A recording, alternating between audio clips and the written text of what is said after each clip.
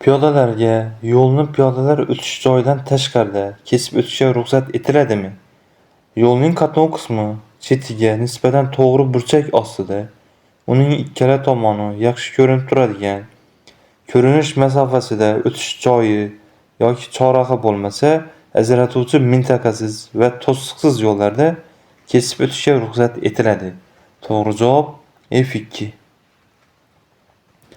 Bu joyda hovliga burilishga ruxsat etiladimi? Ruxsat etiladi. To'g'ri javob F1.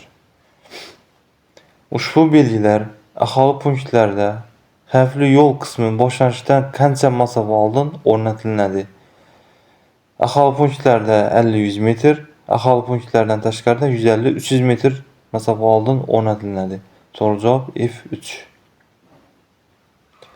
Avtomagistrallarda shatakka olishga ruxsat etiladimi? Istalgan usulda ruxsat etiladi. To'g'ri javob F5. Belgilangan yo'nalish bo'ylab harakatlanayotgan avtobus haydovchisi ushbu sharoitda yo'l berishi kerakmi? Kerak. To'g'ri javob F1. Qaysi transport vositalariga harakatlanishga ruxsat etiladi? Demak, rasmiy e'tibor bersak, tartibga soluvchi ishorasida qizil, ko'k va yashil avtomobillarga harakatlanishga ruxsat etiladi. To'g'ri javob F3. Tirkamali yengil avtomobillarga yo'lning shu yo'l belgisi o'rnatilgan qismida qanday eng katta tezlik bilan harakatlanishga ruxsat etiladi? Tirkamali 80. To'g'ri javob F3. Qaysi holda qoidalar ogohlantirish ishorasini berishni talab qilmaydi? Xavfli burilish belgisi bilan belgilangan yo'lning egri burilish joyi oldidan. To'g'ri javob F2.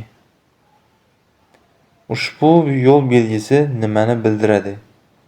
Umumiy haqiqiy vazni, yo'lovchilar va yuk vazni qo'shgan holda belgida ko'rsatilgandan ortiq bo'lgan transport vositalari, shu jumladan tirkamali transport vositalarining harakat qilishi taqiqlanadi.